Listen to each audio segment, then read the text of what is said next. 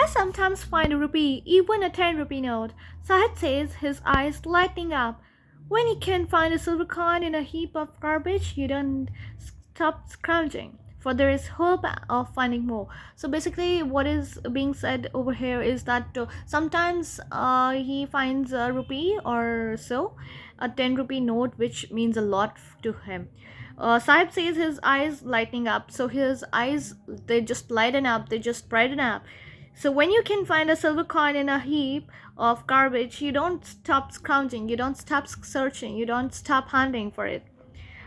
For there is hope of finding more. For because there is hope that you'll be able to find much more and a lot of stuff, a lot of gold, a lot of things that have value to it, value attached to it.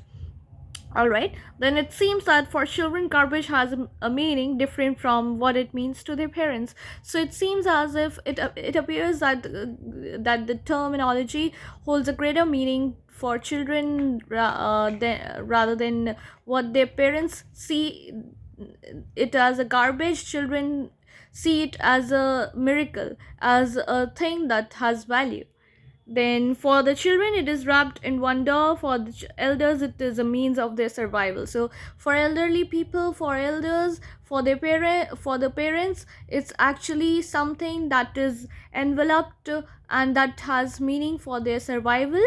But on the other hand, for children, it is enveloped with miracles. It is enveloped with mystery. It is enveloped with wonder, with enigma, so to say. Then one winter morning, I see Sahib standing by the fenced gate of the neighborhood club, watching two young men dressed in white playing tennis. I like the game he hums, that is, he says, content to watch it standing behind the fence. I go inside when no one is around. He admits the gatekeeper lets me use the swing.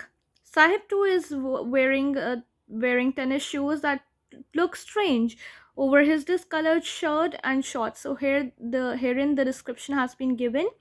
Someone gave them to me, he says in the manner of an explanation. The fact that they are discarded shoes of some rich boy who perhaps refused to wear them because of a hole in one of them. So, for the rich people, even if there's a small hole in it, they discard that particular item or thing. But for the poor people, for them, it's a kind of a gift that they have received. For one who has walked barefoot, even shoes with a hole is a dream come true. So for them, it's a dream come true. It was a dream to have a pair of shoes, and for them to possess these pair of shoes, it's a dream come true. It's no less than a dream.